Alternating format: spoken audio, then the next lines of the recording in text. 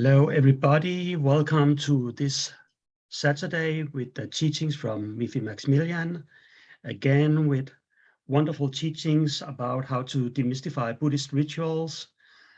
Before we really get started, I would like to add that Laksam is a non-profit center, so that means we rely entirely on your support. And by making a donation, you can help us to run our study programs and practices and teachings and courses and everything also around the communities and all of the having a center on site in Zurich and also having a Zoom account. So it brings us a lot of help with your huge support. And also remember that any type of support would lead to vast merits of skies of merit. So we are actually really happy that you can support us and make our centers flourish. So that was just a short extra. And then I will pass on the word to Mifi, who will introduce today's program. Thank you, Lars. Thank you for the introduction. And I completely support everything that you said. We've all got to support our Dharma centers so we can keep meeting like this in all the different ways that we possibly can. It's so nice to be back again. I really treasure my midnight Dharma classes. I'm really looking forward to my rocking out Saturday nights. So yes, we're getting into the pointy end now of the course.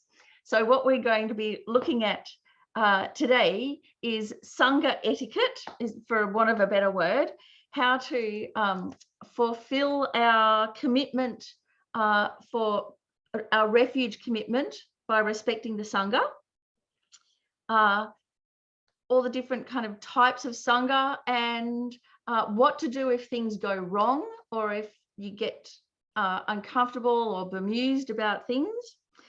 And then I wanted to dive in a little bit into just offering a kata and the meaning of blessings and how to listen to our holy teachers, how to listen to our gurus, Rinpoche and His Holiness, how to listen at teachings, because it's quite different from just listening to a show or a podcast or something like that. Anyway, so let's hope that we get to all of that today. So let's take a moment to become present and adjust our motivation. So whatever time of day or night it is where you are, you've managed to get here to the class, which in itself is miraculous. It shows enormous merit already to have not just the inclination, but to have everything come together, and all the technology and the inner resources and your attention and everything like that, and here you are. So how amazing. So then we can adjust our motivation and make sure it's a really big motivation that we continue this momentum. So we have our immediate motivation while we're here. We might have questions or issues or be just starting out on the path. Usually it's fairly kind of relevant to our own situation. We have an idea why we're here. It must be something important because it got us here. And so we take that as our stepping stone, and we adjust our motivation that everything that we learn can become part of the path to enlightenment, and everything can be taken onto the path, and that we can use it, and that path can be swift and smooth all the way to liberation and enlightenment, and may we be able to take everyone with us. And so that's why we can do a course like this, so that our Dharma studies can be really effective, and so they can bring the very best possible fruition, not just an ordinary one, but liberation and enlightenment. And the kind of informal way we can do this is just think about kindness and curiosity.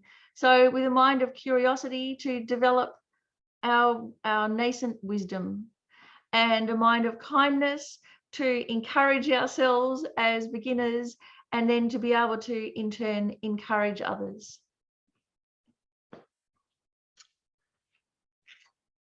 All right, so we're going to talk about Sangha etiquette. So who are the Sangha? And even that, you'd think that was a simple answer, but not necessarily. So the Sangha, often, you know, when we see a picture like this of the Buddha with the first 5 Sangha members, what we're looking at here, what are called the Arya Sangha. So this is the Sangha jewel. The individual Aryas, they are beings who have true cessations and true paths in their mind stream, meaning that they have some direct realization of emptiness. So they can't fall back into samsara. So when we talk about Buddha, Dharma, Sangha, that's who we're referring to, the Arya Sangha, those with the direct perception of reality, direct understanding of reality, no veils, no confusion. And then the monks and nuns that we see around the center and in the holy places and in the monasteries, they are the conventional Sangha. And they are a representative of the Arya Sangha. So they're conventional Sangha, they're a monastic order, they're ordained with the vows, celibacy, and so on. So they represent the Sangha jewel for us, they remind us, but they aren't the actual Sangha jewel. They're like placeholders, reminders for us. And in the perfection vehicle, if you have a group of 4 or more fully ordained monks or nuns, then you have a Sangha. And they're the holders of the Buddha's vow, meaning they've taken the vows of all various levels of the vows of the Buddha. So for that, then, you know, they're very precious because that in itself is a rare, rare thing. And then we have us lay people. And so we're more like a spiritual peer group, Dharma brothers and sisters, but we're not Sangha because we're lay people. So I think in other traditions, there is a use of the term Sangha to mean a spiritual community. So it's a very relaxed use of the word. But actually, His Holiness the Dalai Lama has said, we really should be very clear with our speech, because when we're talking about Sangha, we're talking about ordained monastics, not lay people. So to not muddy the waters. And I think this is important because the waters have been muddied. So this way it helps us start off clean and clear. And then of course, then we have the inner Sangha. So all of the Sangha jewel taking refuge in the representatives and the external Sangha, the Arya Sangha, leads us to the inner Sangha, the inner refuge. And so that is the company that we keep in our heart. So it's our virtues, our practice of virtue. All of the qualities that you develop in your mind are your inner Sangha. So His Holiness the Dalai Lama, who asks, who are our objects of refuge? And he says, although realized beings may be members of religious institutions, these institutions are often operated by ordinary beings. So we might have lots of monks and nuns and lamas in the institution, but they're often operated by ordinary beings. So our refuge must always remain purely with the 3 jewels. And if it does, we will not be confused by the actions of ordinary beings. So it's just a really nice distinction, the Arya Sangha and the conventional Sangha.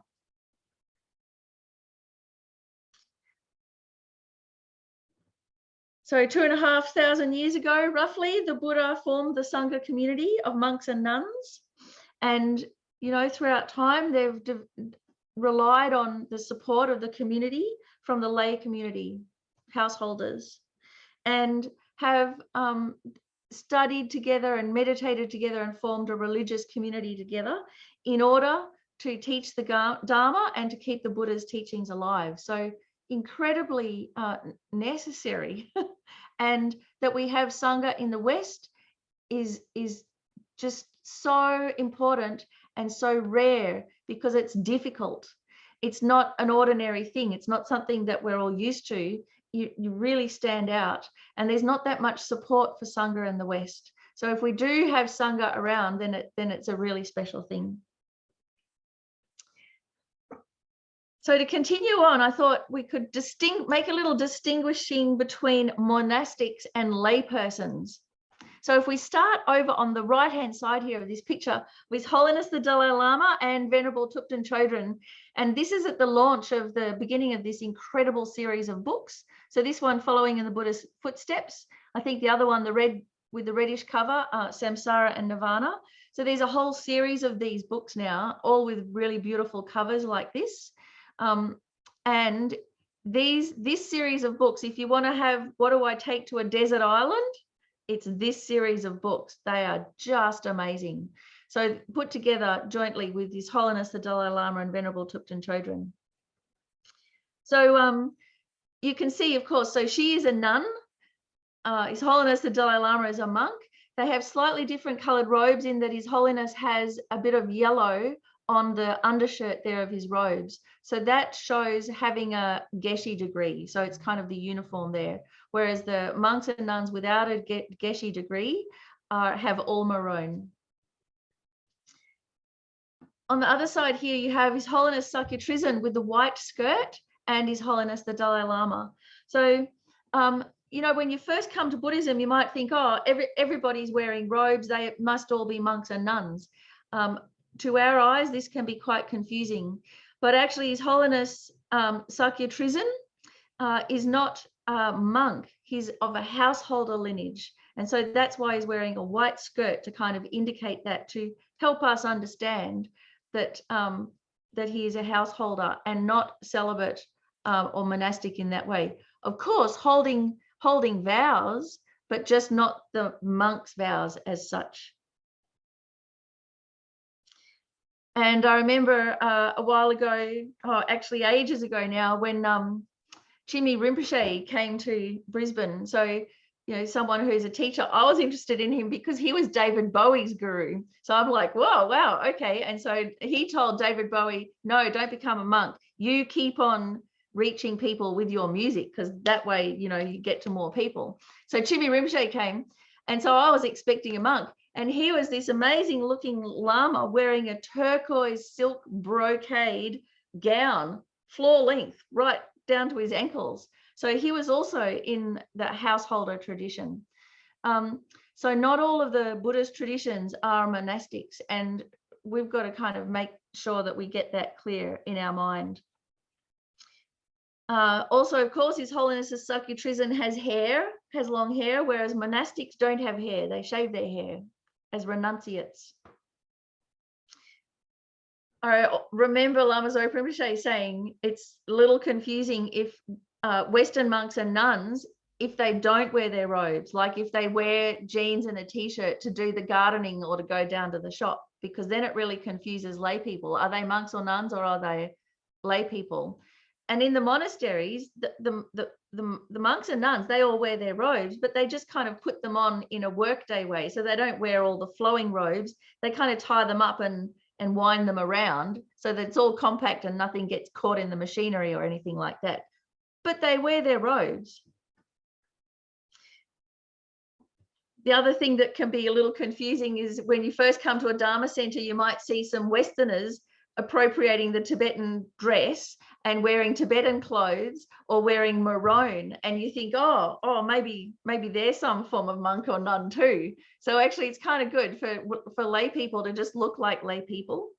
I know His Holiness the Dalai Lama likes anyone who's married a Tibetan to just wear Tibetan national costume, but to not just get around wearing maroon and kind of almost kind of being like appropriating being a monastic or appropriating virtue, just to keep it really nice and clear. So the reason I'm saying that is because in the West, of course, there's been some scandals and things where people have thought, oh, there is a monk or a nun, and it's okay for them to have a family life, or it's okay for them to take a consort or to have sex. There must be some kind of reason that it's all right. But actually, it's really, really clear. If you're a monk or a nun, you are necessarily a celibate. And then There is no having sex or relationships. And even if some amazing tantric yogi and you go on the tantric path, then you give back your robes, you are no longer ordained, you become a lay person, a householder. So no ambiguity. So I'm saying that so that if you come across some ambiguity, you know how to sort it out. It can save a lot of confusion further down the track.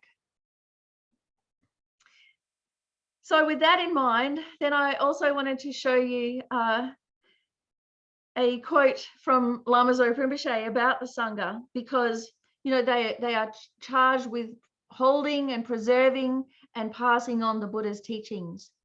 So important. They hold the transmitted teachings, the lineages. They also try and uphold the realizations. Monastics live in ethical conduct, in monastic communities, not conforming to consumerist culture. They're there to inspire us lay people, householders of the world, that there is another way to be other than a consumer, other than a materialist. So here is this amazing quote from Rinpoche about the Sangha. So Sangha are the real heroes by defeating the delusions. A hero is not what the government or outside world considers a hero, such as those depicted in statues who've killed many people. Sangha are the real heroes and heroines. You took this incredible opportunity to be a hero over all the delusions, to defeat, control, and cease the oceans of suffering of each realm. If that isn't a hero, then what is? So that's from Lama Zopa Rinpoche, and I really think that sums it up. The Sangha are our real heroes. And I've thrown in this picture here of Captain Cook, coming and conquering Australia a couple of 100 years ago, and some wonderful graffiti on there, no pride in genocide. And that's right, we have all of these statues of generals and things, but actually conquering the delusions, that's the ultimate battle. And that's being a conqueror like that of the delusions, that is what liberates us and others from suffering.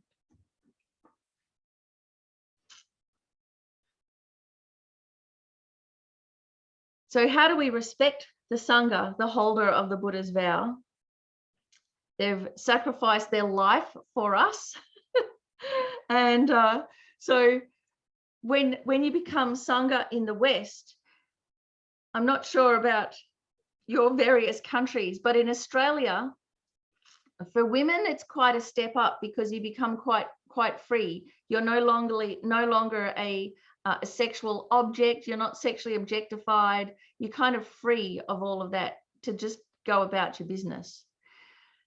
So there is this element of freedom. If you're a guy and you become ordained in the West, now suddenly you're wearing a skirt, and that's a demotion. And so you stand out, you're wearing a skirt, you look funny, and people are a bit uncomfortable. And this can be very confronting for the guys to suddenly lose that status. Could be a bit of a wake-up call. So it's really hard. And then you've got to figure out how to support yourself, often go to work, try and find a job that is conducive, at least not at loggerheads with being ordained. It's a tough thing. And the moment you leave your house, you're at work. You're at work for sentient beings.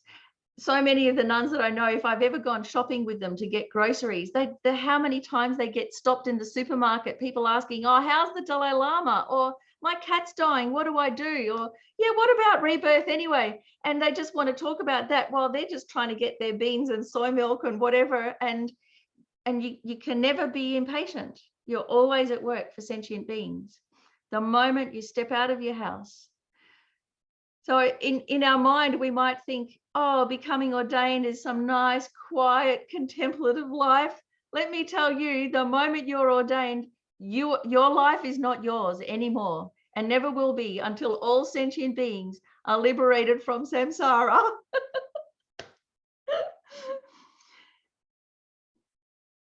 So when we have Sangha, we may get on personally or not, but that doesn't really matter. What we can do is respect the vow, respect that they're the holder of the Buddha's vow. It's a little bit like in martial arts. You respect the belt, the color of the belt, not the person wearing the belt as such. So we respect the robes rather than just the person. And then that means that if you have a personality conflict, it doesn't have to become a problem, because where the real respect is that they're a vow holder. Because there's no criteria for becoming ordained. There's no goodness exam that you're X amount of good and then you're allowed to become a monk or a nun. Why people become monks or nuns is because they have an aspiration to. And they may be quite new to the Dharma, or they may have quite a troubled life, and this is the one thing in their life that they have a good aspiration for, and everything else is a mess. We just don't know. So their Sangha are just like us, a huge, vast array of human beings, but they're holders of the vow, so that's what we're respecting. The benefit for us is that it really helps us to be mindful by showing respect. Karmically, it's the causes for being shown respect in the future. It causes, creates the causes for us to be respected in the future. And it's an incredible benefit for them, especially new Sangha, who are very uncomfortable in their role, in their new role. It takes a long time to feel your way into it. So if other people help by treating you as Sangha, you can kind of step into it and blossom into that role. So if other people actually notice that there's something special going on here and say, oh, hello, Venerable, so nice to see you. And they go, oh, no, don't call me Venerable. It's like, it's okay. I'm going to call you Venerable because it's for my benefit. It's not about you. I need it for my benefit.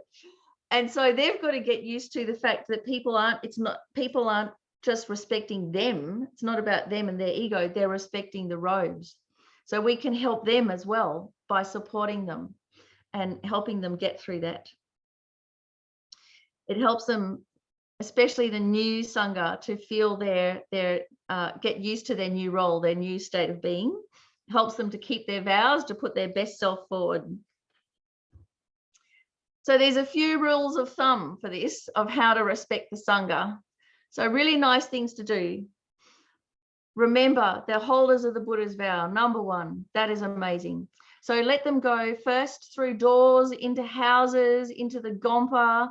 Let them sit at the front. Usually when the Sangha are eating together, like at lunch, it's Lama Yeshe like them to sit together as a group so they feel that community.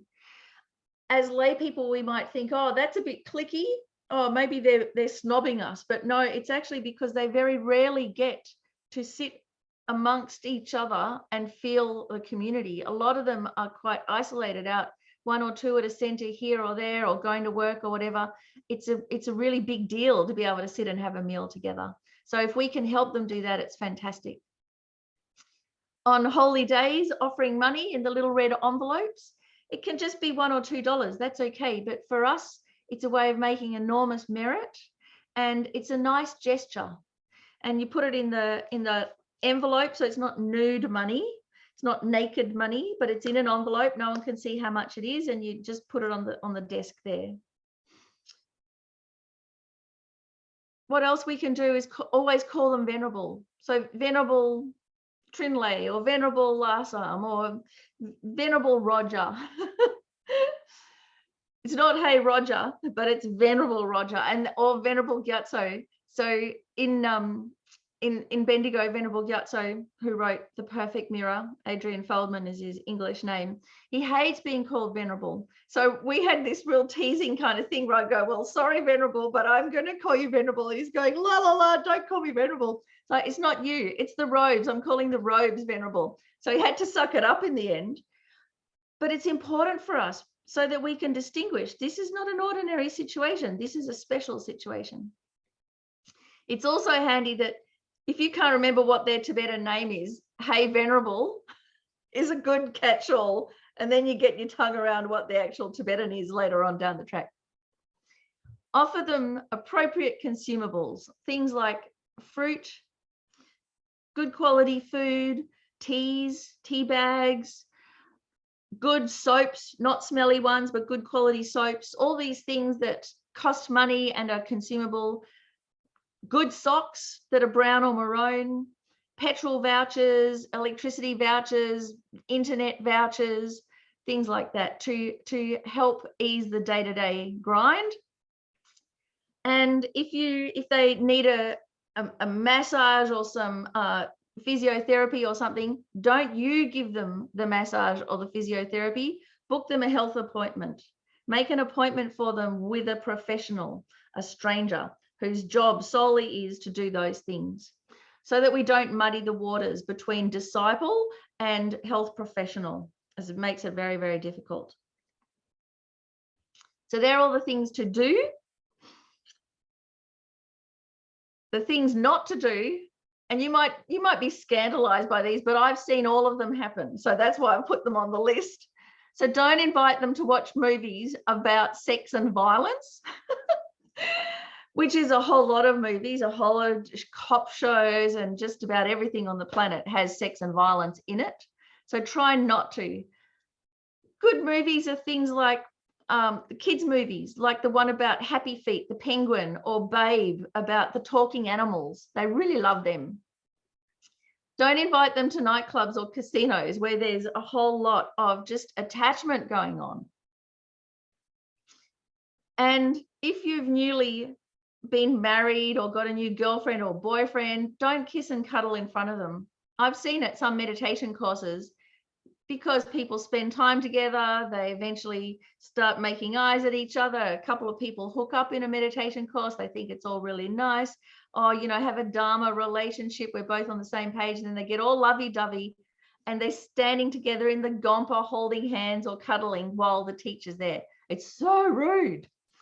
So in the presence of the Sangha, to show ourselves have a chaste aspect. And then that way, we're putting in place the causes to have more Sangha around us. Don't do drink or drugs in front of them. Don't smoke cigarettes in front of them.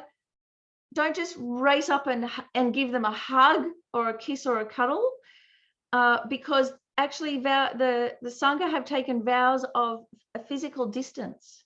And so we kind of break their vows. So what we do is we take our cue from them. If they hold their hand out to shake hands, then you shake hands.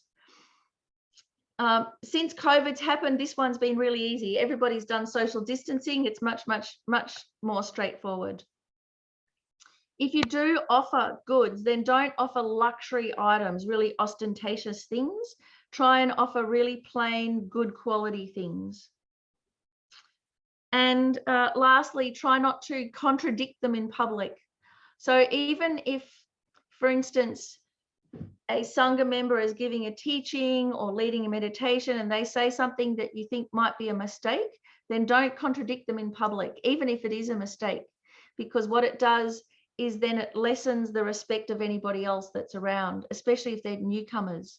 So you can kind of take the role of going, oh, now I'm really confused about that because I heard blah, blah, blah, and you've heard this, and I just don't know. Please help me. So that you don't lessen the devotion of the others. So you can be really skillful that way rather than going, no, that's wrong. So I'm saying that because I'm the kind of person that just blurts it out and goes, that's wrong. It's a mistake. It should be this. And then it's like, whoops. So you've got to be a little bit skillful. So are there any questions about this? The do's and the don'ts, the general etiquette of how to act around the Sangha. What questions do you have? Yes. Raise your virtual hand. No, raise your virtual hand or write it in the chat if you want it to be read out loud. You know how to do it. Let's go. Anything at all? But then I could ask, if you ask the Venerable, could I hug you? And she or he says, yeah, go for it. It's okay. It's not just do it abruptly without asking permission. I wouldn't even ask, because if you ask, they may feel obligated to say yes. So what you do is you just take your cues from them. So in Australia here, there's quite a few nuns, and some of the nuns are very huggy nuns. They're very motherly, and they're so happy to see you, and they'll just come and they'll give you a big hug. And, you know, that's great. But also what I've seen is if we've been going to classes together and one of us becomes ordained, so we've known each other beforehand as lay people, and we're used to hugging each other hello, and then one of us becomes ordained, and now we just think, oh, we can continue hugging each other hello. That's not right. So it's really up to the Sangha, and if the Sangha really need a hug, like we're human beings, and if we do need comfort, then they will pick who they need to hug. So from our side, we've got to be very disciplined about this. And actually, in some of the Buddhist traditions, they're much stricter about this. And in fact, for a monk cannot be closer than 4 feet from a woman. So what I found is I'm having a conversation, I feel like they're ages away, and so I take a step forward because I feel like I'm yelling at them. They take a step back, then I take a step forward, and I'm like, what's going on here? So what they're being very careful with their vows. I've also seen, because the Geshe that comes and teaches here, Geshe Sultram, he's so warm and gentle and inclusive, so that when you say hello, Geshe-la, he takes your hand and he shakes your hand, and then he keeps on holding it. So I'm standing there in the driveway having welcomed Geshe-la, just standing there holding his hand, going, oh my God, I'm holding the Geshe's hand. What do I do? Because he's so informal. But that's from his side, not from my side.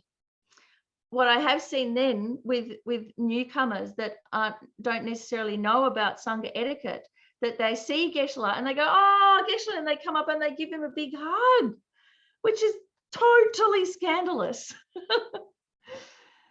So the simple way to do it is you just take your cues from them. How they do it, then we can mirror that, and that is fine. Yeah, it can be, otherwise can get really tricky. So then how to request the appropriate things from the Sangha. So here's the Geshe in question, Geshe Sultram, who's just so, he's like loving kindness personified. And you know, sometimes people are a little have a little stage fright with the Geshes, but you just feel so comfortable with him, really, really loved and looked after. So the Buddha said, wherever there is a monk or nun observing the Vinaya, that place is luminous and radiant. I see that place is not empty, and I myself abide there peacefully. It's really lovely. So we too can develop our mind to have a vision like this. And there's this two-way responsibility that we have, that the lay people support the Sangha in whatever way we can to help their life be easier. And in return, the Sangha support the lay community by giving teachings, by spiritual help. So the kind of things that it is really good to request the Sangha can be things like to lead teachings, or if they're really new, ask them to lead a meditation or to lead prayers, or to show people around the center and make them welcome. You can ask Sangha to do weddings, funerals, baby blessings, house blessings, animal blessings, all of those kind of bringing the spiritual blessing to the situation. But for instance, with weddings, a Sangha member can bless the union, but they can't be a celebrant. They can't marry people because there's a discrepancy. You can't have a celibate person, a renunciate, marry people. You can have them give a blessing, but they can't actually be the ones that form the union, because it's at odds with being ordained renunciates. Even really, really new Sangha, you can ask them to lead a sutra recitation, anything at all. So something that they can step into the shoes of being a Sangha. And what we can do is, from our side, we can offer some money if we have some money, help them to pay transport costs, offer them a drink or a meal or some delivered food, groceries, or a place to stay when there's teachings, some health vouchers, various things like that. So from our side, to support them. So traditionally, the 4 requisites for Sangha that lay people offer in this 2-way wonderful support, how we can support the Sangha is by offering robes, by offering food, by offering lodging, a place to stay, and by offering medicines. So this really depends on what country you live in. In the West, many countries have a social safety net. So there's always, in Australia, we have public health care. People can go out to work. There's medicines, there's lodging, there's food. There is enough of a social safety net there. But in other countries, there is no social safety net. So then it's really important to support the Sangha with those 4 requisites. In a more affluent country, we can still honour our refuge commitments by offering those things on holy days, for instance, and encouraging the monastics to live together in communities so that they can support each other. So here's another quote. For those holding monastic ordination, the big trap lies in receiving material gifts and social respect. Avoid attachment to such things. Those free from materialistic grasping are a source of delight to the wise, like a lotus blossoming in a fire. So again, it comes back to what we offer should be good quality, but low key, not ostentatious. And from the Sangha point of view, to of course, to not be graspy about getting those things. So I noticed, like, for instance, a lot of the Sangha here, when we make whatever money offering from at a holy day or after teachings or something, they put all of those offerings into a special compartment, and they use that for going to Dharma teachings or buying Dharma books. It goes into their Dharma fund. So there's no kind of graspy for money, or none of this kind of like, oh, well, no, I'm not going to come and to give a teaching because you're not paying me enough. None of that kind of thing. And so if you do come across someone like that, little red flags should go up because that's not appropriate. It's a really freely giving thing. It's not done on a monetary basis.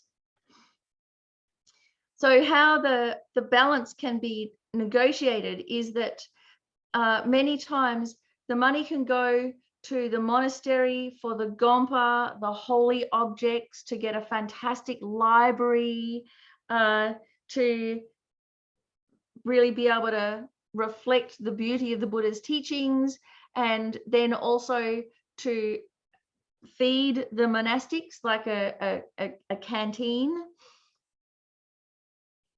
in a group meal like that.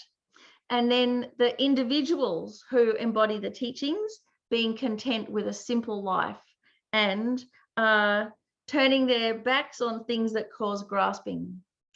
So it's a nice way to negotiate it, that what's held communally, that is the embodiment of the Buddha's teachings, to be beautiful and lush and wonderful. And then what's held individually to be very low key, very simple. So what I found of those 4 requisites for the robes, food, lodging, and medicine, many Sangha, they're over samsara and all the attachments of samsara. They've given up this, they've given up that, and everything. And what's left is an attachment to food. That seems to be like the one thing that the Sangha can get a little bit excited about. What's for lunch, or let's go and offer lunch, blah, blah, blah.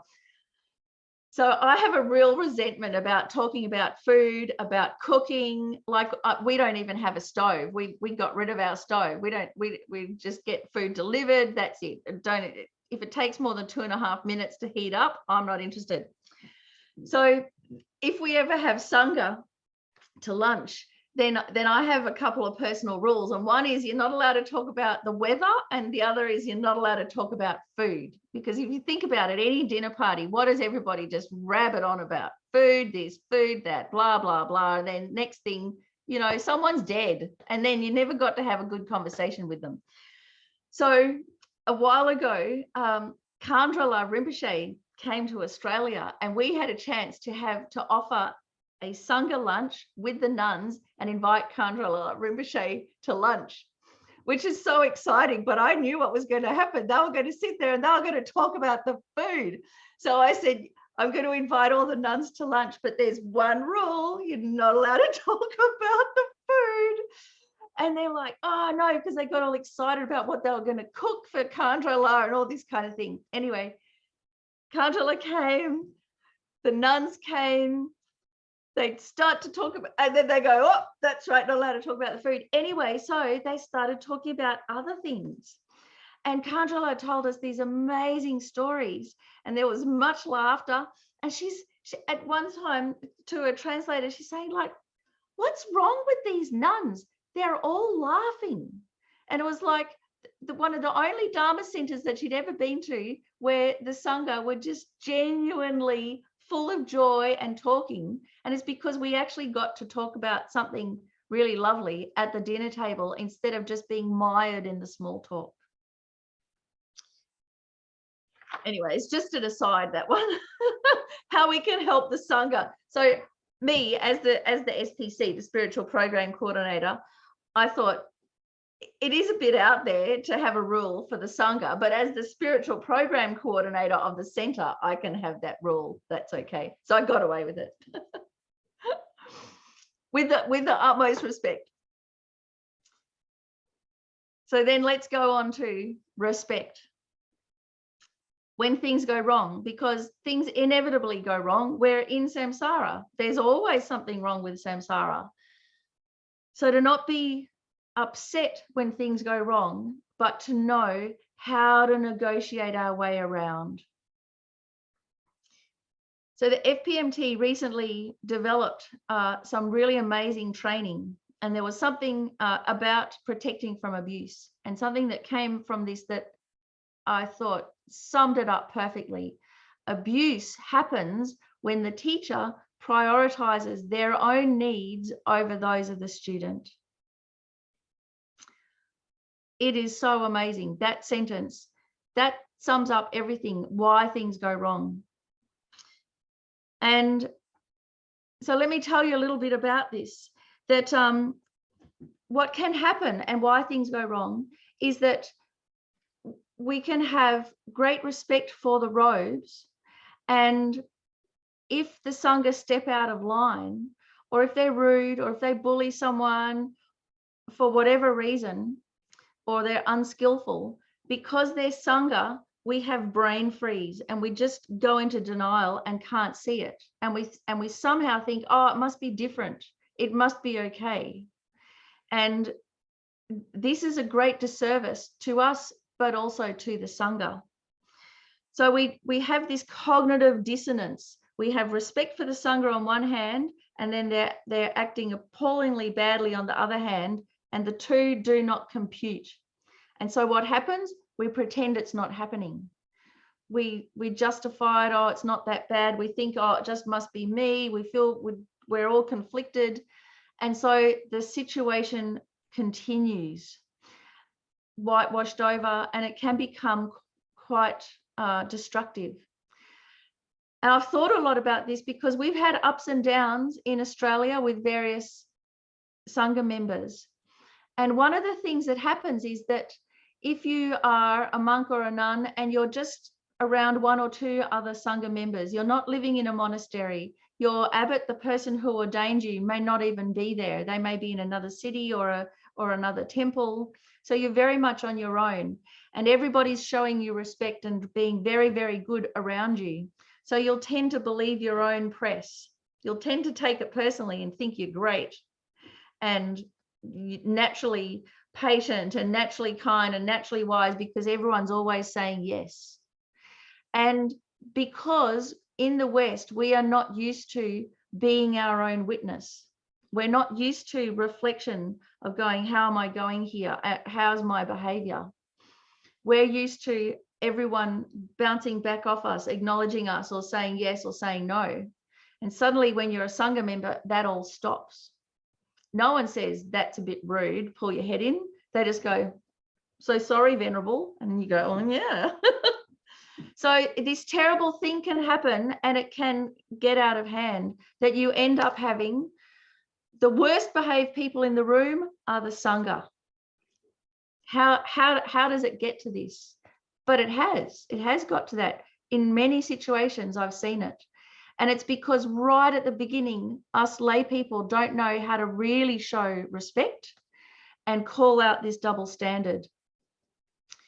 And right at the beginning, the Sangha don't have the support of a community to be able to tell how they're behaving, to have someone call them to account. And individually, especially then if it's compounded by leading classes and you get respect from that and things like that, you might start from what started good intentions gets corrupted. So this sentence, abuse happens when the teacher prioritizes their own needs over those of the student. So when, say, if I made my decision, what's going to be easiest for me rather than what's going to be best for you, that's the beginning of abuse, because then suddenly I'm making my decisions for what's easier for me. That's now a worldly concern. That's not Dharma. And so then the next thing is going to be more about me and more about me. And then suddenly I'm going to be not just neutral, but disrespecting you. So it's this really tricky situation, and it is it's more extreme when it comes to the Sangha. The situation is more extreme. And so we can get into a lot of trouble.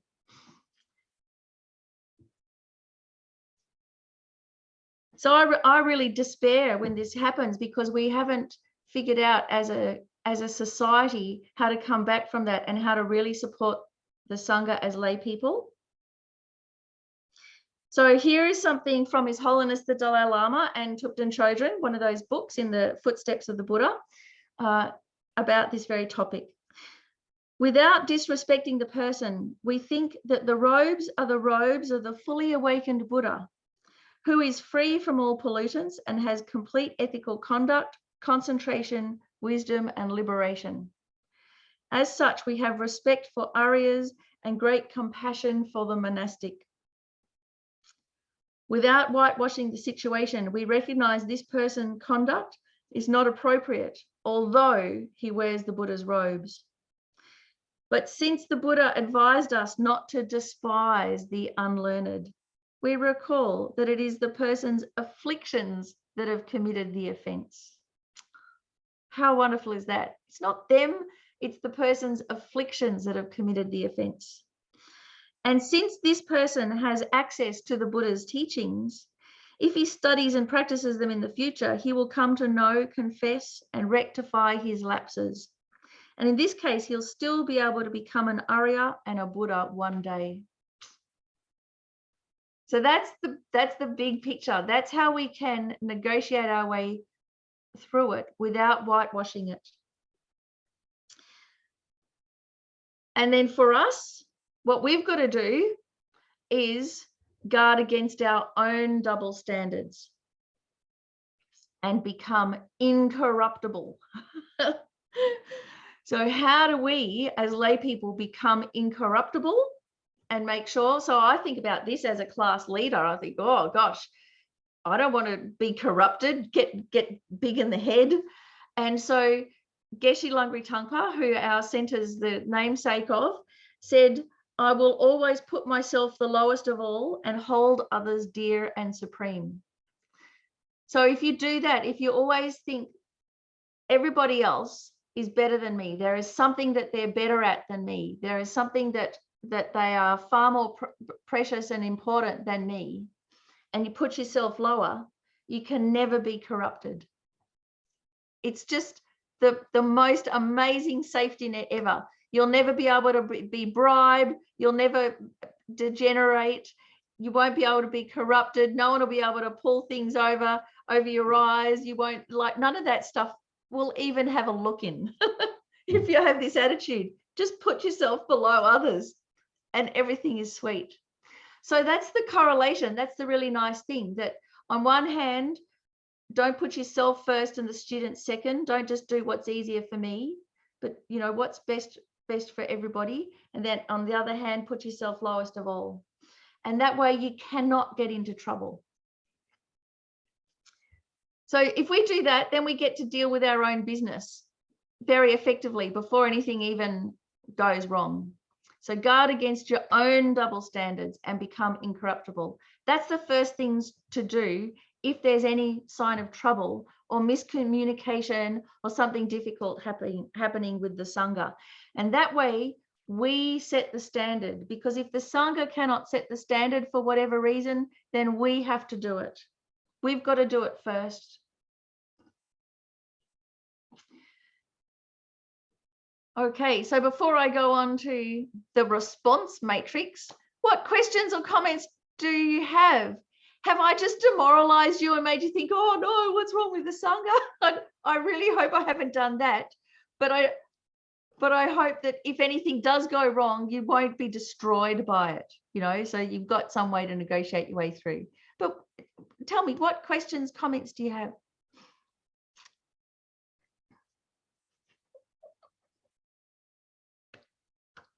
All too shy? Don't want to go on the record? Miffy, I have a question. This is Jeff. Oh, Jeff and Nina, wonderful, yes.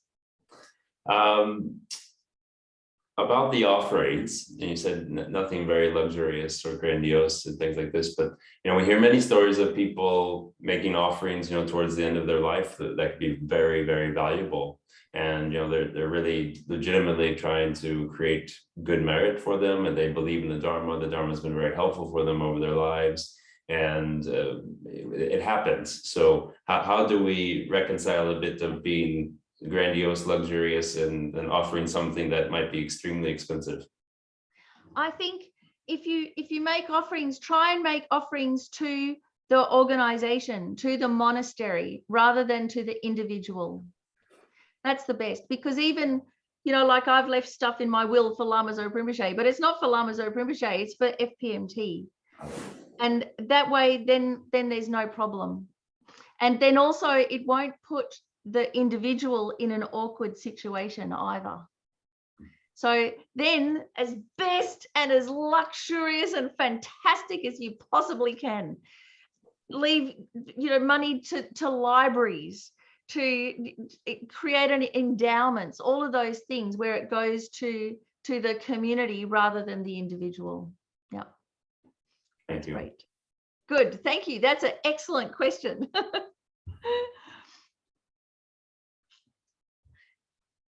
Okay, so let's have a look at the response matrix of how we can negotiate our way through a difficulty, because whether it's difficulty that happens just say day to day, someone's really rude at a committee meeting.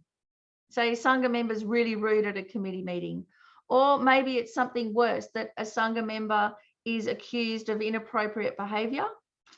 Or, I mean, I'm even thinking there's a whole legacy of the Catholic Church in Australia with child abuse, Anglican Church, like it's just, you know, in wherever there are human beings, there seems to be difficulties.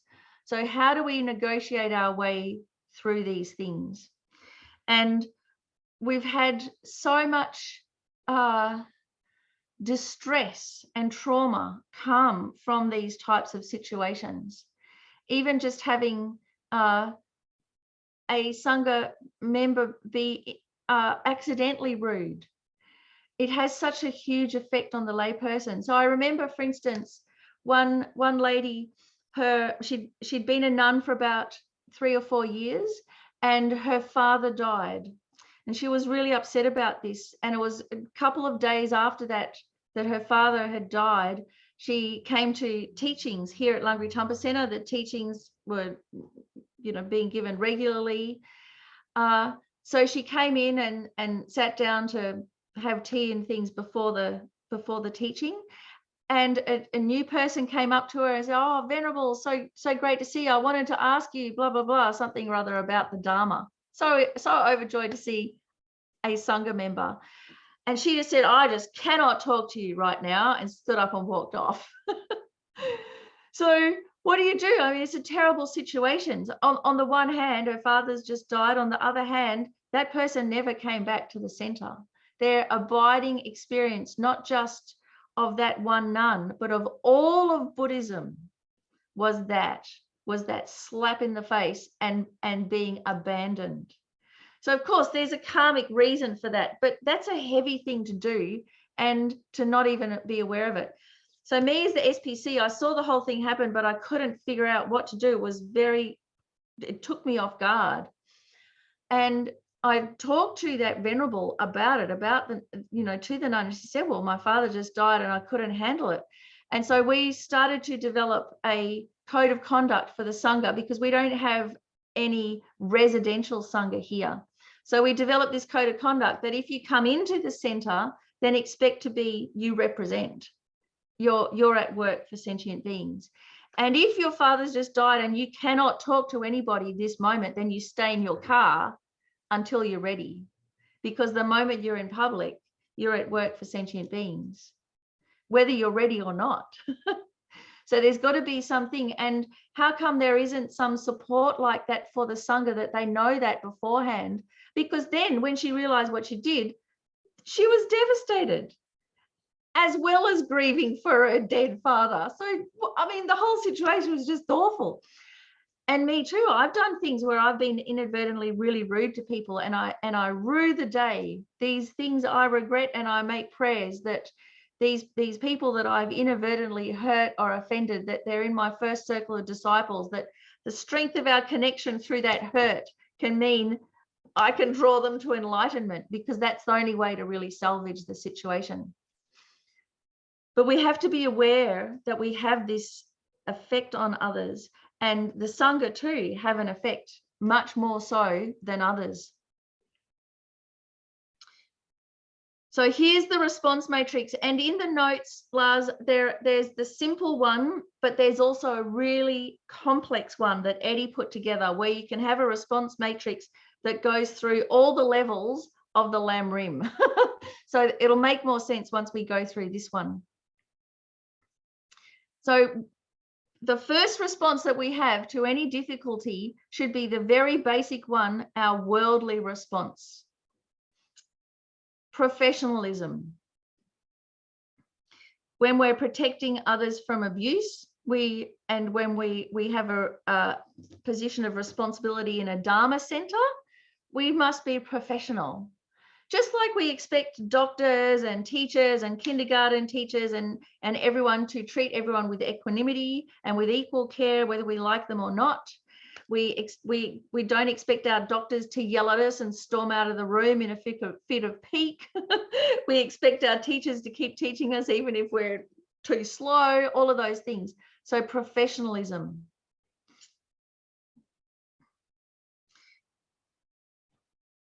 And as Dharma practitioners, and Lama Zopa Rinpoche all the time says, we've got to be an inner professional. We have to take this standard. We have an understanding of professionalism. We have to take that to our Dharma practice. No excuses. We have to be a Dharma professional.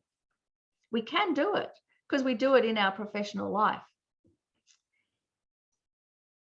Then to understand the grievance procedure of your center and know when to escalate things and what you can do when things go wrong. So don't just sit on it and get very resentful and then take it to the boss. There's a grievance procedure that's there, and they usually work very, very well.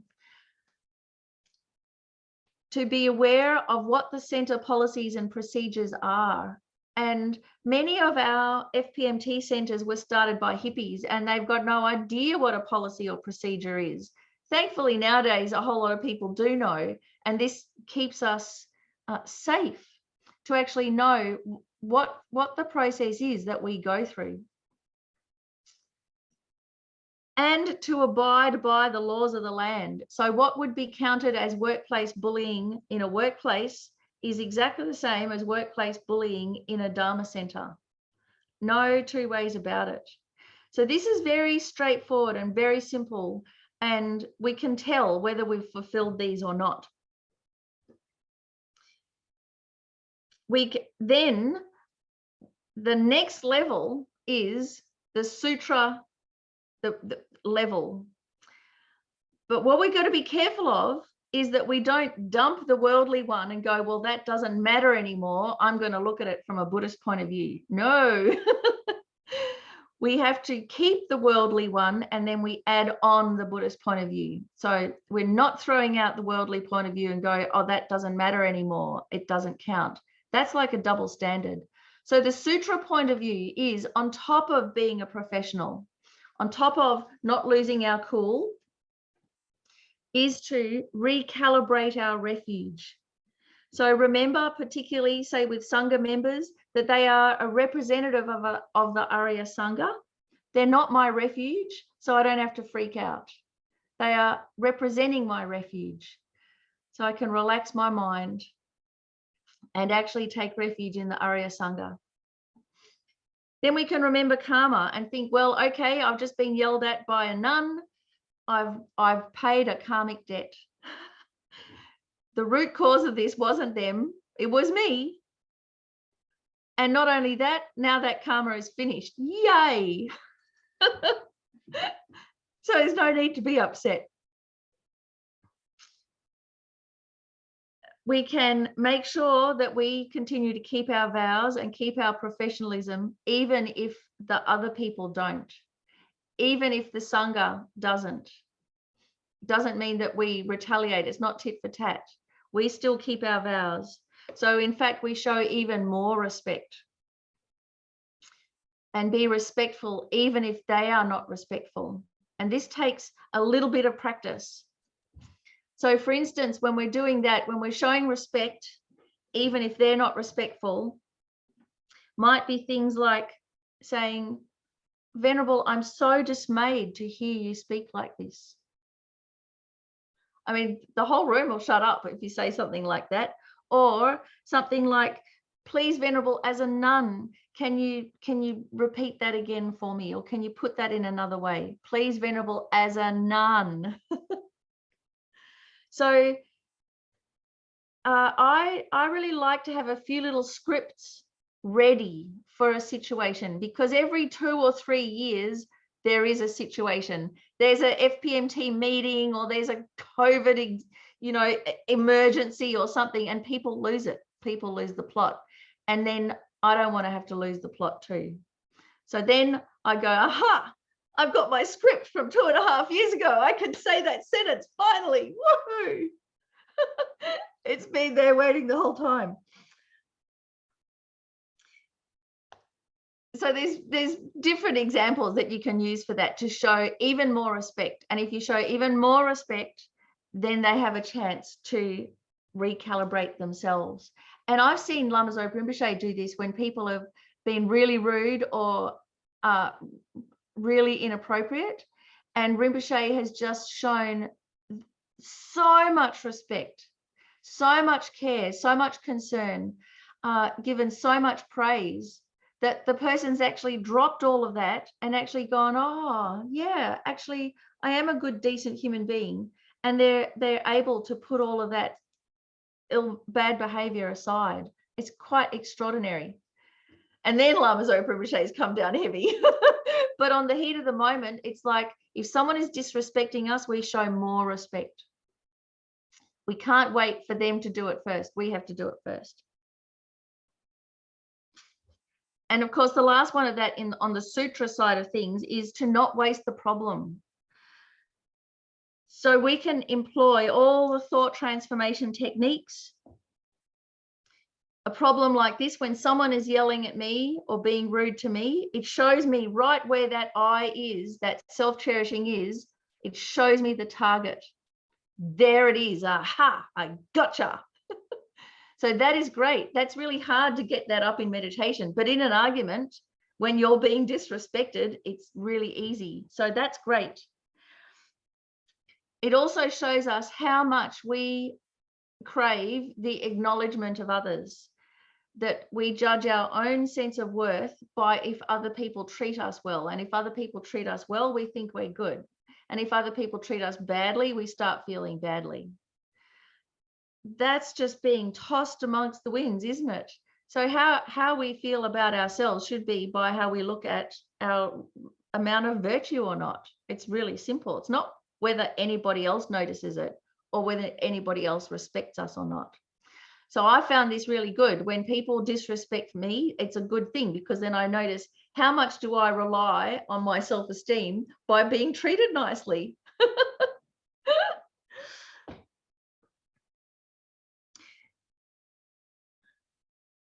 And it's a purification.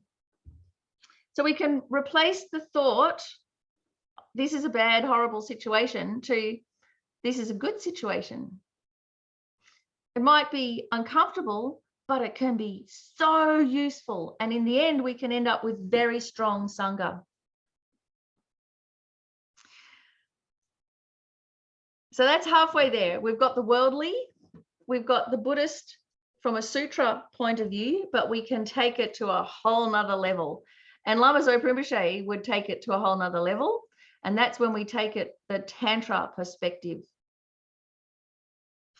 So when things go wrong, especially in Dharma circles and with Sangha, if something goes wrong or a disaster happens, it is a wrathful teaching.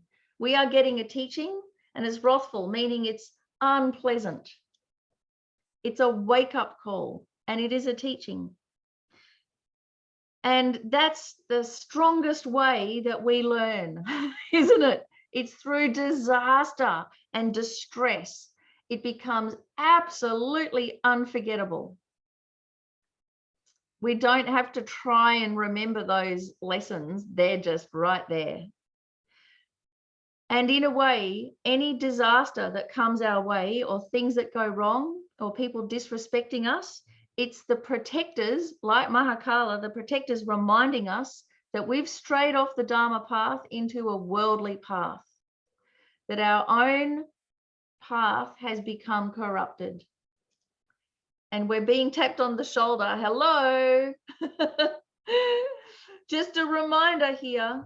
So any disaster that happens to us, it's the protectors reminding us, hey, get back on the path.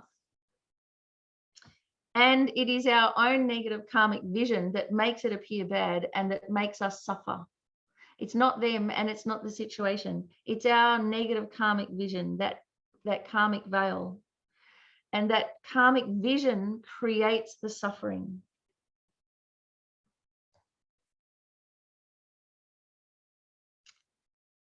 So that's the really simple response matrix. And we've got to go from the worldly to the sutra to the tantra, and do the whole lot without dropping any of them, keeping all of them in perspective. And then whatever situation happens to us, I mean, Sangha, difficulties, anything, administration in a center, committee meetings, all of that, it can always go well that way. And then we can make a creative karmic solution. So if we have difficulties with the Sangha, we can sponsor a Sangha puja, or we can sponsor Sangha to go to teachings, or we can buy them Dharma books and present them Dharma books, or buy them a Kindle or something like that. Sing their praises, encourage them, have Sangha soirees and morning teas together. So something to generate more positive energy. So do you have questions or comments about our response matrix that me and Eddie put together? This is like the Lungri Tumpa special, this response matrix. I'm not sure if it's a FPMT approved, but this is what we've found has been so helpful for us. And Eddie's put one even more outrageously complicated together. So instead of just Sutra and Tantra, he's put it through how you can have responses from the 37 practices, from Geshe Lungri Tumpa, Tonglen practice, from the Lam Rim, from Shanti Deva, how you can fill it all in, how we can benefit from the situation. Miffy, this is Nina. Hello. Yes, Thank you Nina. thank you for the teaching.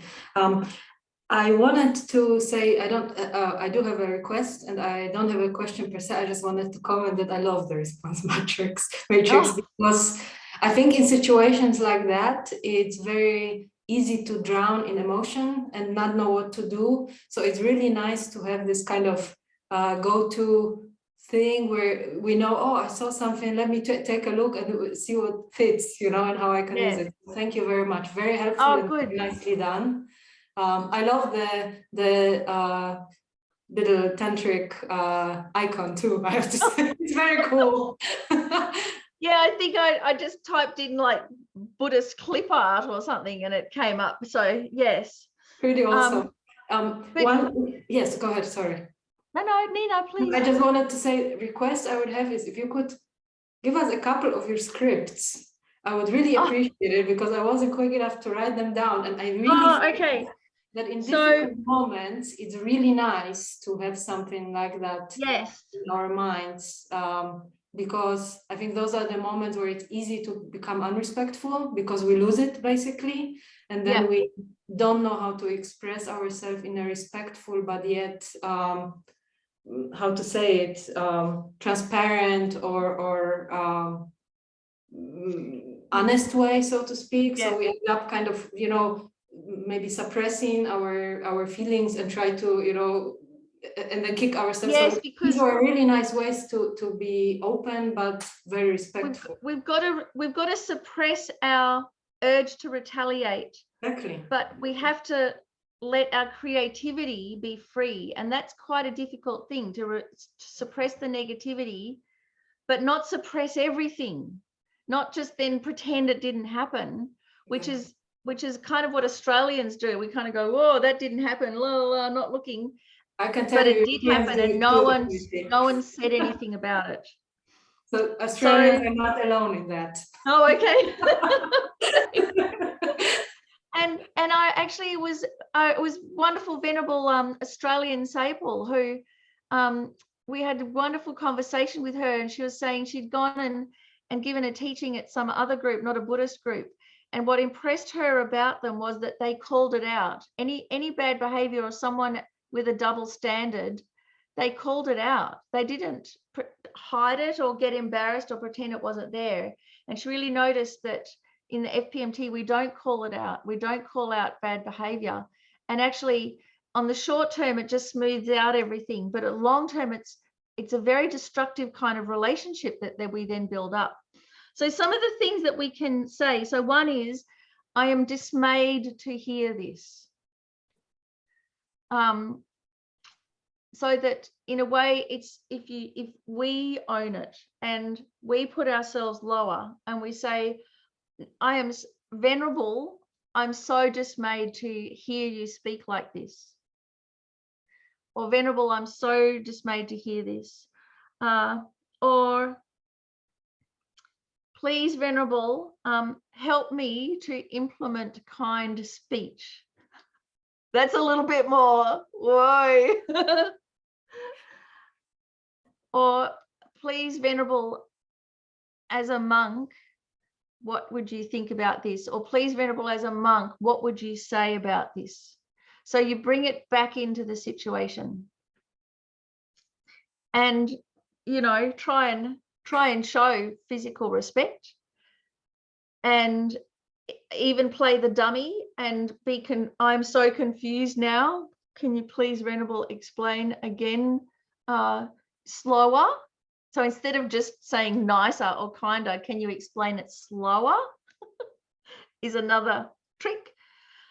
Now, I don't have kids, but I think probably there's a whole lot of ways that people talk to kids that you might be able to employ. And any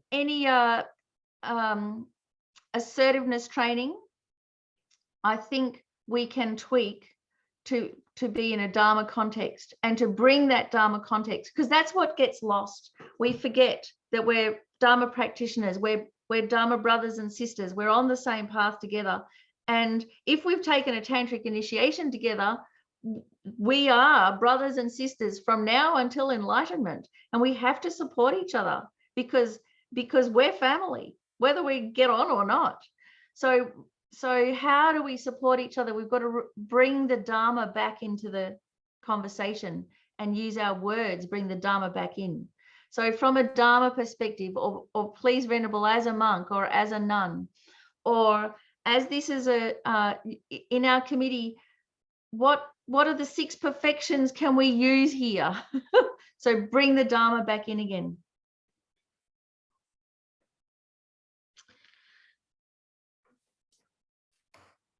Maybe a quick question. Sorry, I'm not a native speaker. Is there any other way to say dismayed? I'm not sure what that means, to be honest. Dismayed. I'm crestfallen, upset, saddened. Saddened.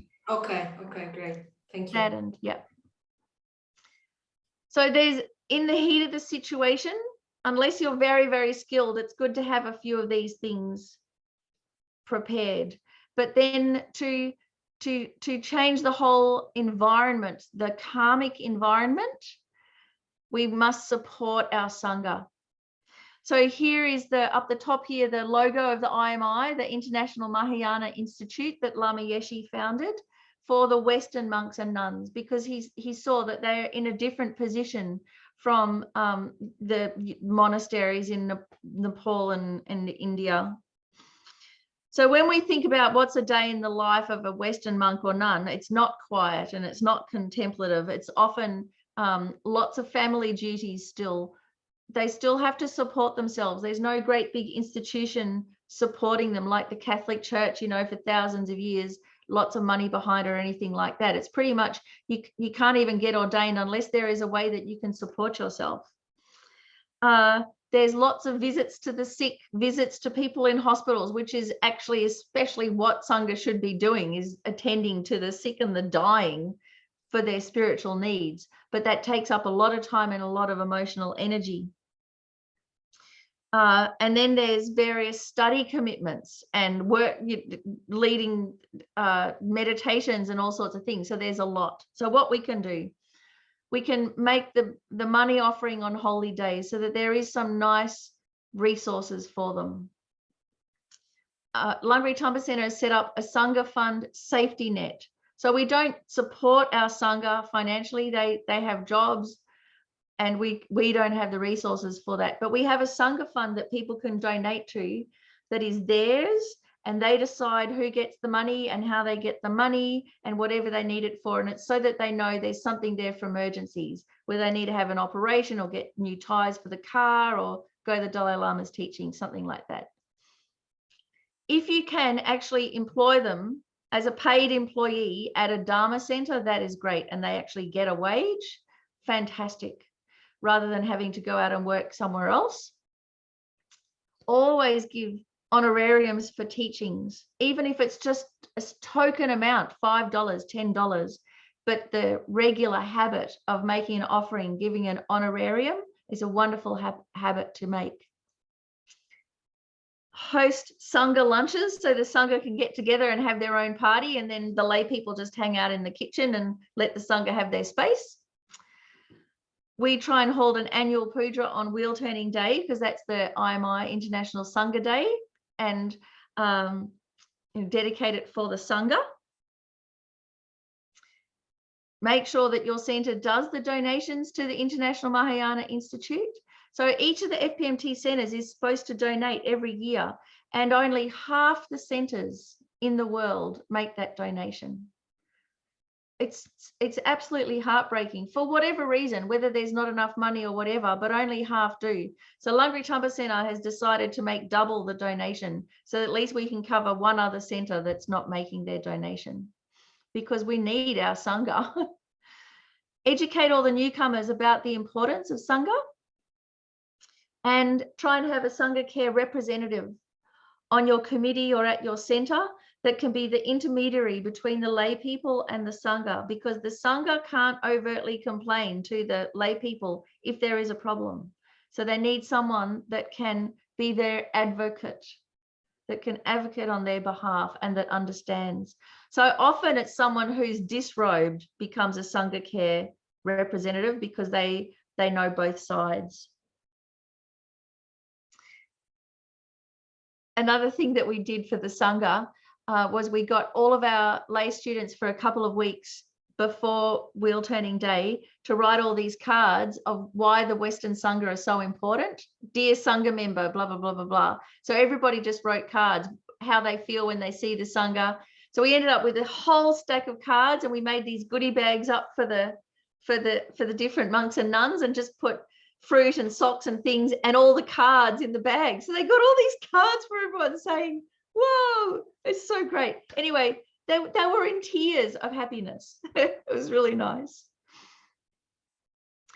Okay, so I'm gonna have to motor through.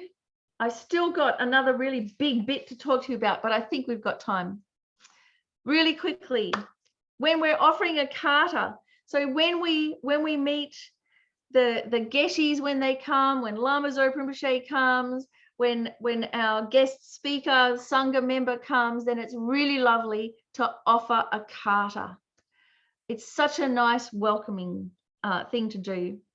So when you offer a kata, how this lovely Tibetan lady is holding it, you can kind of get an idea very nicely, but I also have one here. So the Tibetans managed to roll their katas up all nicely, and then they just managed to go ring, and it all comes out all in one go. Mine never does that, but anyway.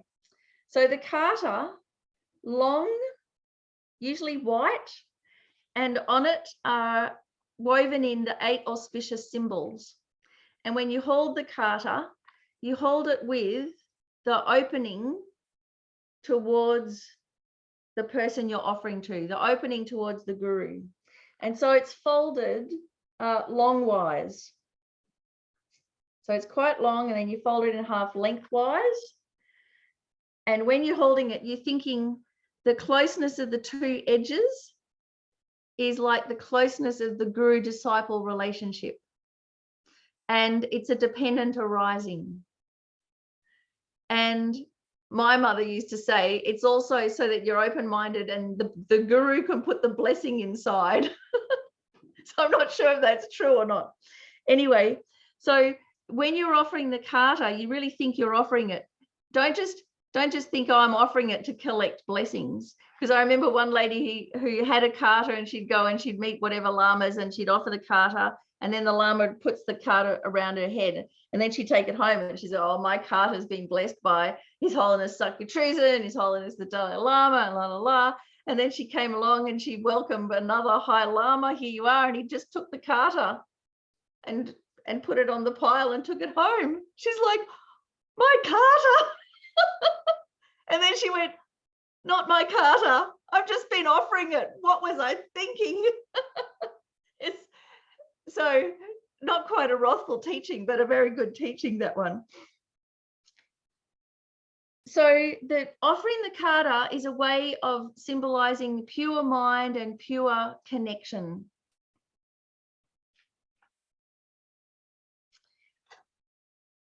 And when we do, practically, on a practical level, you've got to make sure that you kind of bow so that the lama can actually get the kata back around your head. So the reason I say that is often I have really tall hair and stuff in my hair, and so they can't actually get it over the top. So you've got to make sure, especially if you're tall, that you bow down. I have a lovely photograph here. Then, so when you offer the kata, and then the lama gives it back to you like a blessing. So what is a blessing exactly? And actually, a blessing isn't what goes inside the little hole here inside the opening. A blessing isn't a thing that's on the blessing string. It's actually the blessing is when our mind is moved, and moved in a positive direction, moved towards virtue. That we've gone in one way and our mind has been moved. That is the blessing. So don't get spiritually materialistic about it. It's not in the stuff. So what happens when we bow down and we offer something, we're humbling our mind, and our mind is becoming receptive and prepared. And if we've actually done practice and prayers and everything for weeks and months and everything beforehand, and then finally get to meet someone like His Holiness, or someone like Lama Zopa Rinpoche, or someone like Geshe Zopa, or your own lamas, then when we finally do get to offer them a kata, and they put one around our neck and maybe touch our head or pat us on the head or something like that, you might just find yourself in tears. It's like just spontaneous inner washing. And it's because of all of that preparation and that connection with the Guru moves our heart. This can also happen in pujas, or you find you're making a dedication and suddenly you're really teary, or when you're reading sutras and you find you're just elated and you don't even know what the sutra is about, and yet you're so happy reading it. So that's the blessings. We also offer katas when we're requesting the lamas.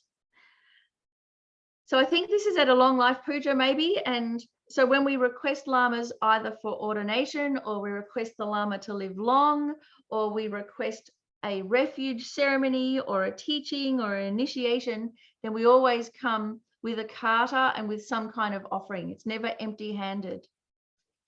So on this photo here, you can see there's the monk's bowl, so beautiful fruits and everything offered, all wrapped up in a kata. So offering this is like offering spiritual nourishment. And then the katas are draped along the front of the table there. And the little girl is offering something, and I think Rinpoche is giving her something back.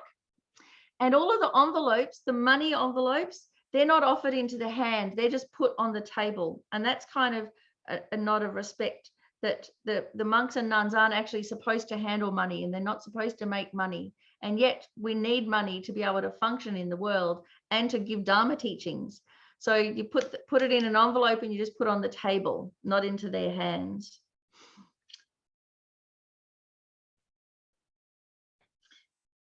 It's really nice to offer something or other, just a small gift, a consumable, even like this cup. I was offered this one, and it just says, be kind. I think it says, yeah, stay kind. And I know one of the lamas here, Geshe Tashi Sering, he was offered a cup by one of the students, just like this one. And I found out that sometimes when he was really, really, really tired, he'd go, oh, to his attendant, I think I need a cup of tea out of the happy cup. It's just so nice. So it doesn't have to be anything ostentatious, but something nicely thought out. And then if you are going to request ordination or refuge or something, or teachings at your center, you go in, you have your gift, incense or soap or a cup or something, and your kata, you put them down, you do 3 prostrations, and then you pick them up and you offer them. And the whole time the Lama will be going, no, no, no, don't prostrate, don't do it, don't prostrate. And that's the only time you don't listen to them. You just go, I don't care, I'm going to prostrate. Absolutely. And they'll be trying to lift you up off the ground. You go, no, no, no, I'm going to do the prostration. And then you can make the offering. Don't go empty-handed.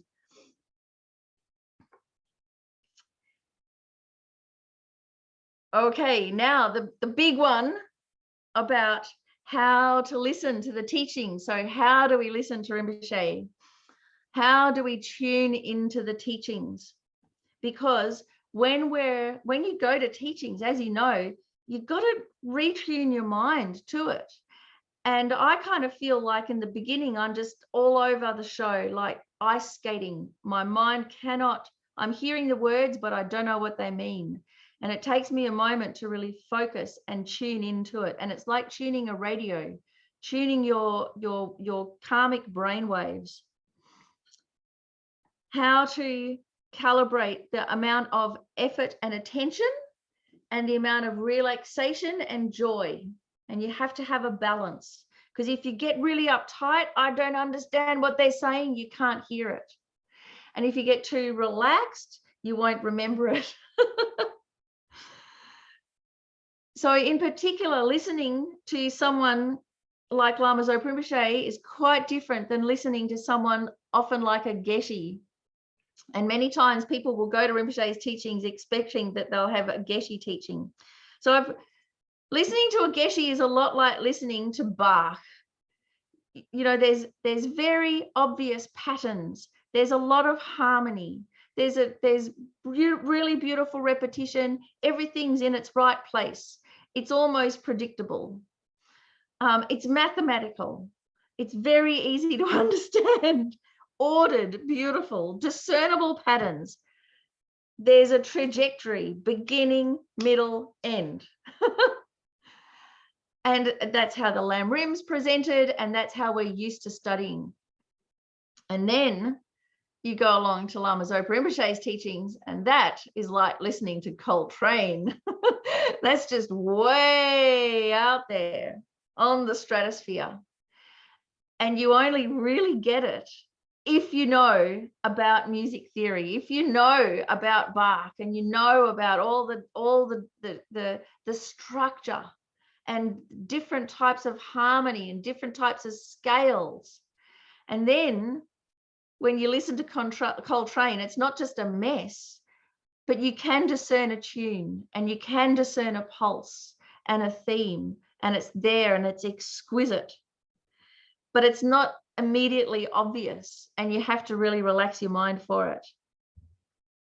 So if you really understand the Lam Rim, then when you have teachings from Rinpoche on the Lam Rim, it is like Coltrane. He just riffs on a theme like you have never heard before.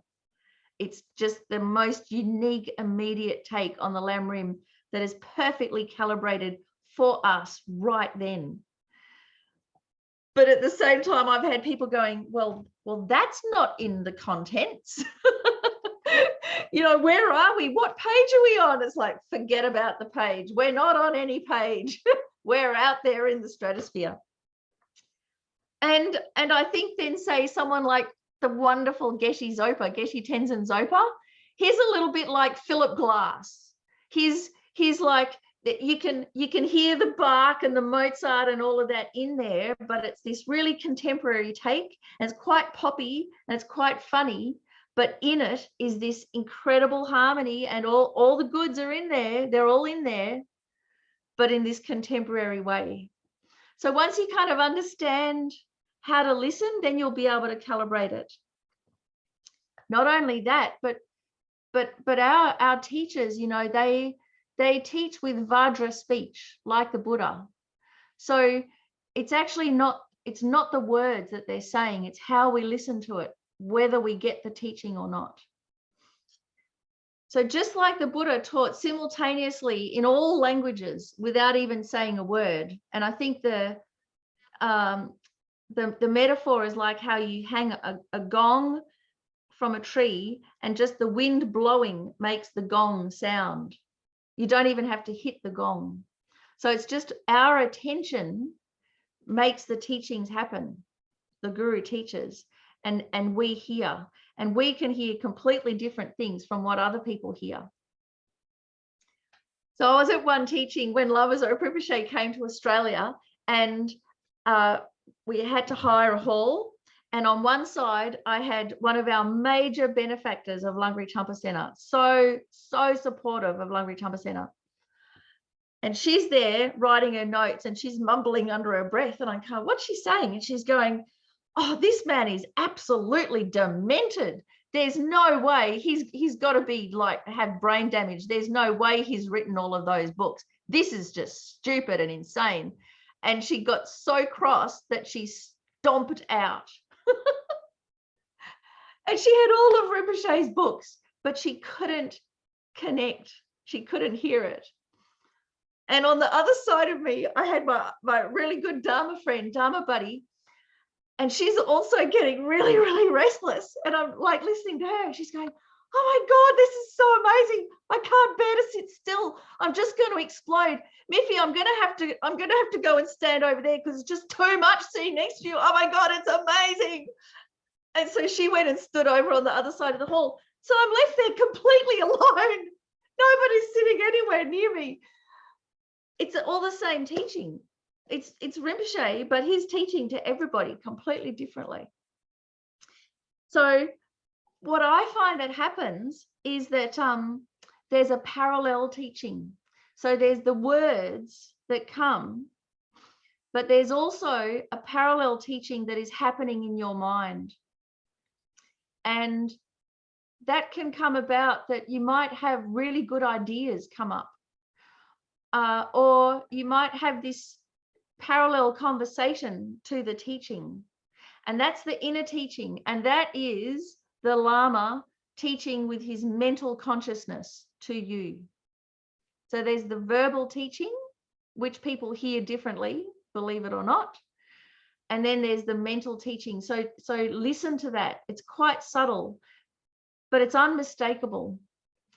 And I had an experience with this with one of the Geshes that used to teach here that we had a terrible time with. Like, we must have had terrible karmic, discrepancies in the past, because he really disliked Westerners, and he was really down on Westerners and really grumpy. So the first 50 minutes of the teaching, he was just like a great big lecture of how hopeless we all were and how he hated the West. And then half the people would leave, and then he'd get to the Lam Rim part, and that was just brilliant. And his analogies that he used to illustrate the Lam Rim were unforgettable. They were fantastic. And I had all these ideas for Lungri Champa Center in his teachings, really big ideas that turned into really big projects and things at Lungri Champa Center.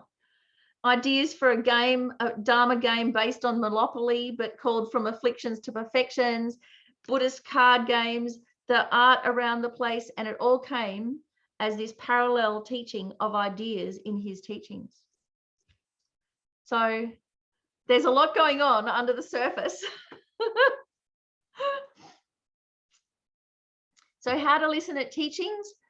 Listen with your heart, not your ears, but with your heart. And this is how we do it. Go to all the prayers beforehand. Even if you think, it starts at 6, we're just going to be doing prayers and things. Rinpoche won't get there till about 8 or 10. I don't need to be there. No, you absolutely have to be there and do all those prayers and read all those sutras and everything, because that's the prep. That's tilling the ground so that your mind will be fertile, and Rinpoche won't come till that's done. So the earlier that you're there, that's not just an added extra, that determines how good the teaching will be. And if you don't go to that, sometimes the teaching doesn't even happen. Rinpoche doesn't actually give the initiation. It'll be called off.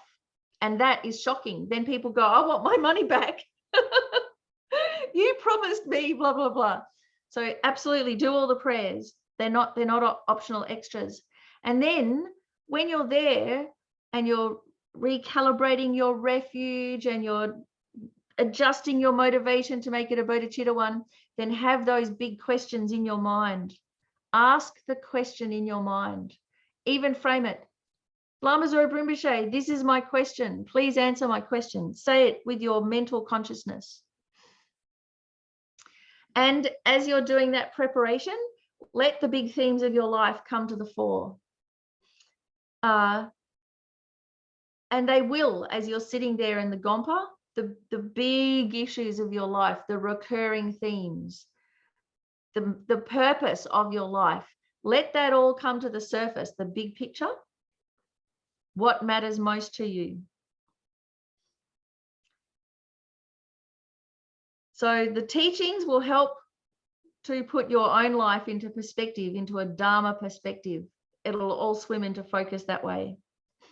And what matters most to you will come to the surface, and you may be surprised by the answers that you're getting. And while you are there preparing, grow your motivation. So all of that prep time, that's when you start making it bigger and more heartfelt. You bring in everybody's benefit, all your school friends, your workmates, you really itemize everything. You make it so clear, so heartfelt. So you're on the edge of your seat and Rinpoche hasn't even entered the room. That's how to do the prep. And then when Rinpoche comes, then you really relax and enjoy it.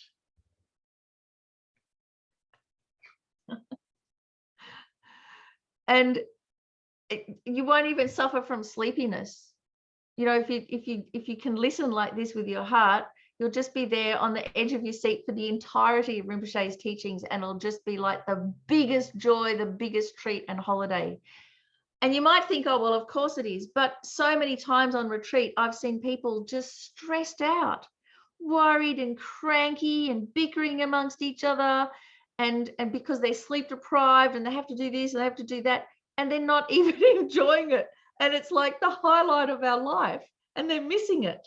And why? Because we don't spend the time doing this preparation.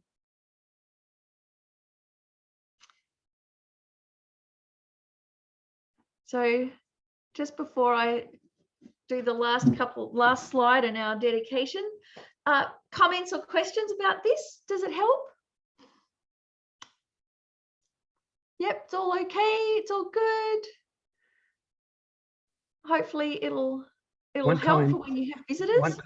One comment from me is that I'm constantly amazed by your extraordinary insights in these topics and your wonderful stories and your infectious, cheerful mood. I mean, I get so full of good energy. So thank you. And I think that I can see that everybody else is nodding. So thank you. Oh, good. Well, I've spent a lot of time thinking about this, like in the retreats, because I watch and I see what's going on, and I'm like overly sensitive to it all. And so I've had to figure it out and try and figure out what is going on here.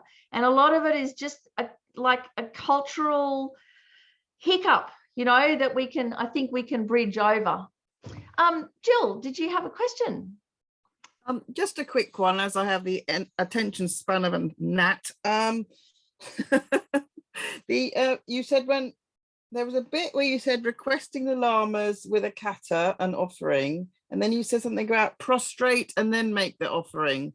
Is that on a regular kata offering or in the Begompa, or is it a special one? And anyway, I wasn't. No, this would be if you've got an interview with them to make a request for something. Okay. So for either ordination to become a monk or a nun, or to request an initiation, or to request a refuge ceremony, or to request them to come and teach, something like that. If you're going to make a request, then do it really nicely.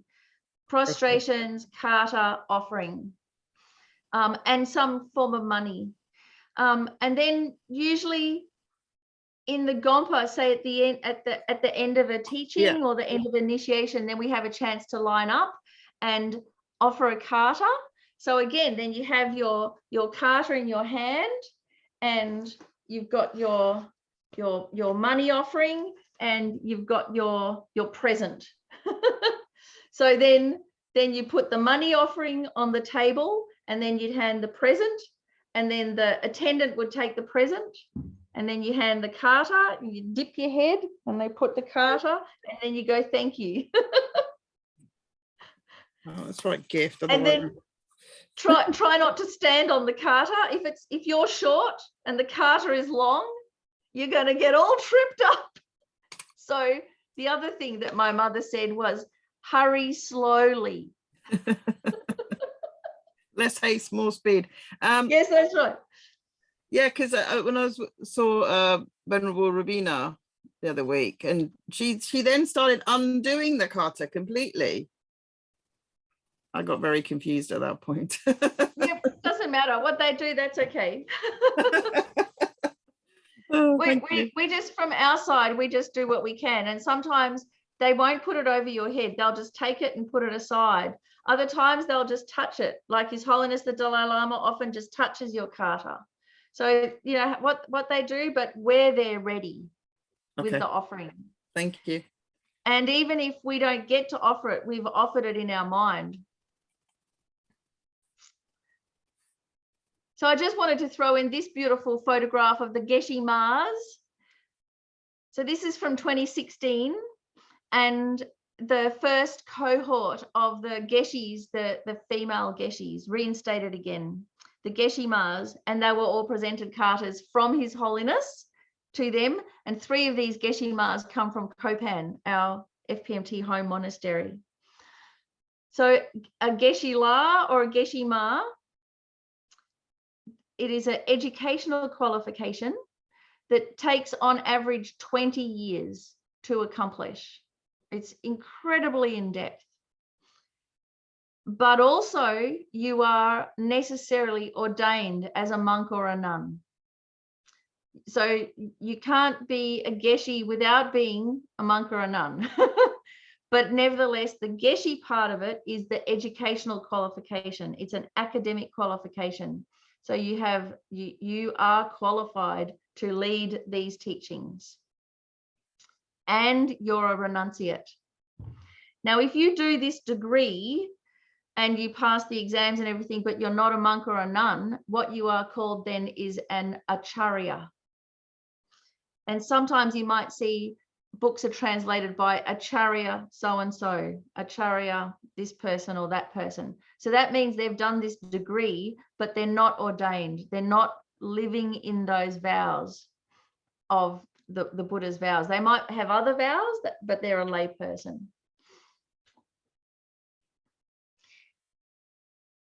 So the wonderful Geshe Mas, I so rejoice. I think it's just wonderful. And then His Holiness. So who is His Holiness really? And this photograph gives us some kind of idea, because from a tantric perspective, His Holiness is the embodiment of Chenrezig, is an emanation of Chenrezig compassion Buddha, is the guru deity, nothing less than the guru deity. From a sutra perspective, he's the Buddha's representative on earth, living being, living in the vows. He's sharing the Dharma, the teachings, which is the actual refuge. And from a Sangha point of view, as His Holiness often says, I'm just a simple monk. Yeah, right. But that's that attitude of being just a simple monk. But certainly from our side, that's not all he is. He's the whole spectrum, all the refuges, Buddha, Dharma, and Sangha, and Guru melted into one. So we've covered a lot. Who the Sangha are, how we can support the Sangha, what we can do if things go wrong. And the main thing, just to clarify our mind, to recognize our refuge commitments, to honor the conventional Sangha, but the refuge is in the Arya Sangha. And then how to listen to get the most out of the teachings. So let's dedicate that. May we all grow up and become Sangha. I mean, that's the thing to aim for, isn't it, in this life? And at the very least, may we become ordained on our deathbed. May we be able to die in the vows. But as an aspiration, this is such a wonderful thing to aspire to. And even if not in this life, then think, may I be born into a life where I can become ordained straight away. And then that way, serve the Dharma and sentient beings.